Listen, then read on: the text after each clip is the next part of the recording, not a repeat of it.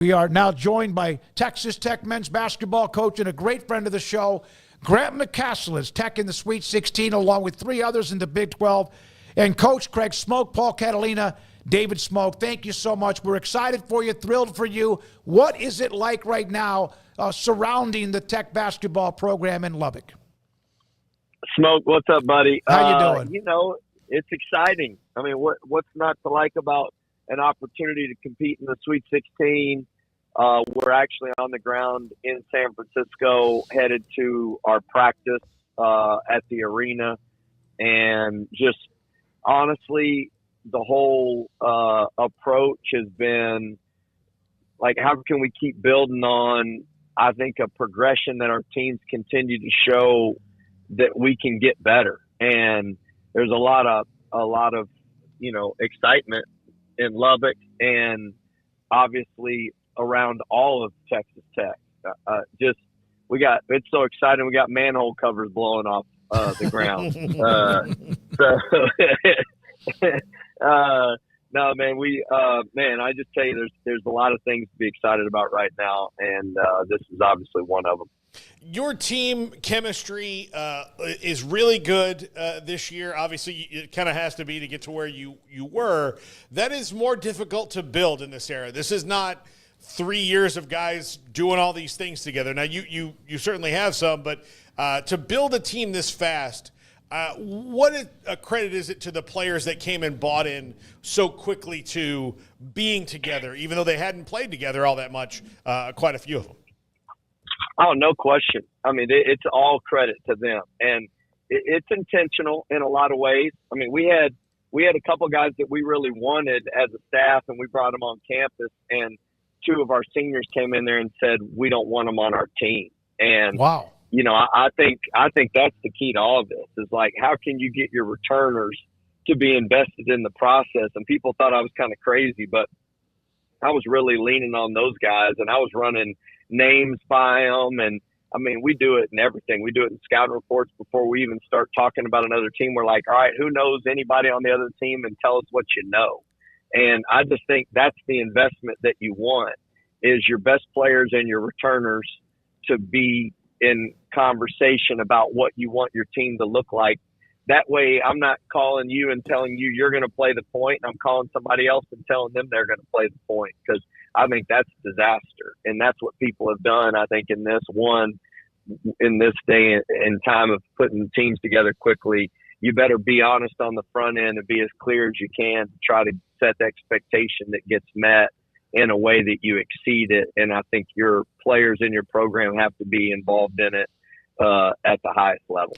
Grant, what is not the attrition? Now, you guys have had that. You've had injuries, Anderson, McMillan, Williams, et cetera, that you're trying to see if they're healthy. What is it like, the grind? Does the adrenaline overcome what is the bumps and bruises and maybe being worn down?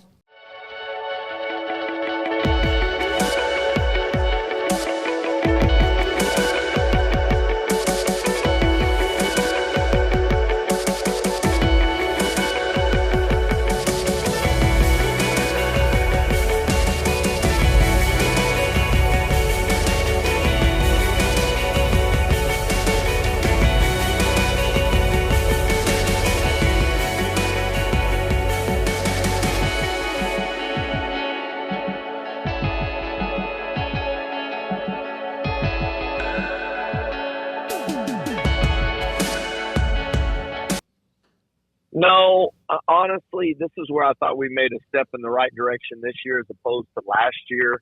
I think, you know, we lost Christian Anderson and Elijah Hawkins at the beginning of the year, and then Chance, and you mentioned it, and Darian Williams at the end, and it was JT Toppin in the middle. So literally, if you're evaluating our starting five, there's only been one player on our team that's played in every game, only one. That's Kerwin Walton. He's self-proclaimed a weapon of mass destruction. No, that's actually a joke within our staff that his family has said about him, and it's got some truth to it. I mean, it's unbelievable what he's endured over the course of the season. But honestly, we do love the fact that I think what our team has done as a group is everybody's practiced hard and we've got more depth. And one guy that I think stepped into a role is like Christian Anderson. And I think that's the key to this is how do you have guys that are ready so when their number's called, and Kevin Overton has done that consistently, and he's a sophomore. And so you're talking about freshmen and sophomores that just keep getting better. Grant McCasland, Texas Tech men's basketball coach with us, 365 Sports. Paul? You guys have played – every game has been a close game. And, of course, that happens in the Big 12. Your worst loss is 9 points. How does it prepare you for tournament play that you guys maybe, as opposed to maybe some other teams in the tournament, know how to play close and not lose your mojo, lose that momentum, and lose the edge? Well, I think there's a grit that goes with this that our league prepares you for. And it is tournament play, but it's like, how do you handle when things don't go your way? That's what winning is. I mean, that to me is everything because you're going to go through scenarios where you don't get what you want. It doesn't happen for you like you hoped. And then how do you handle that? Whether it's shots going in, whether it's made baskets, whether there's just so many different scenarios that give you that you put yourself in our league. That when you get in these games where it's one possession, that all that is relevant to fighting through adversity and figuring out a way to win a game. And that's what I love about road games too. I don't know what our number was, but it was like 8-2 on the road in the Big 12 and with a win at Houston, at Kansas. And to me, that's what I love about our team, and that's what I love about preparation for this tournament is I do think we're tested in a way that we can respond to anything, and our guys believe that. I know you got practice and shoot around, and we will appreciate your time. Just a couple more questions. You said grit. I wrote down 2 words about your basketball team, and about you, Grant, resiliency and grit. Doesn't the team take on the personality of their coach? Yes. But more importantly, the personality, I think, of the staff. Or do I need to walk out?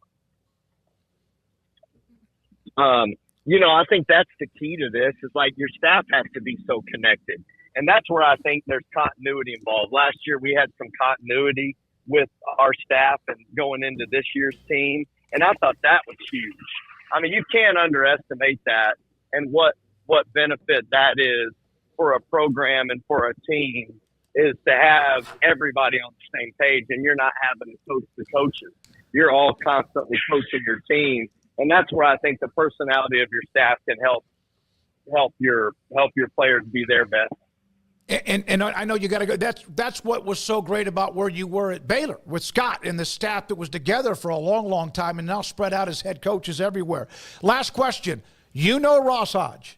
I know Ross Hodge. I covered him when he was at Paris Junior College. He's going to be, in fact, I think it's official about West Virginia. What can you tell Mountaineer fans about their new head coach? I can tell you this. I love him, but I'm not happy about it. I mean, I told Ren, obviously, I can't think of a better guy for the job, but honestly, he just made my life horrible because he's that good. Yeah. And I say that with the utmost respect, and I hope you guys understand how I'm saying it. But honestly, he and I got to do this together. We were both young, and here's how I'll say it, okay? He has a better win percentage, and we've been at the same place. He has done it quicker and better than what I did at both places we both coached at together. And he's one of my dear friends, but what I love most about him, he's an awesome husband, father, and the way he loves people is real. And all I can tell you, there's no fluff. It's real. And he's going to win at West Virginia. There is no question about it. So now you know how Scott feels when he has to go all over the Big 12 and play all you guys now, which I knew you knew anyway. And also, look, another one of your great friends, Ben McCollum, was on our show last week talking about his friendship with you. He is on his way to Iowa. And, Grant, I can't think of a better fit of coach and program than he in Iowa.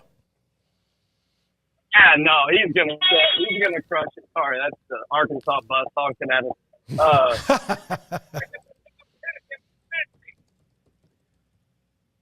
No, that's the thing that I'll tell you.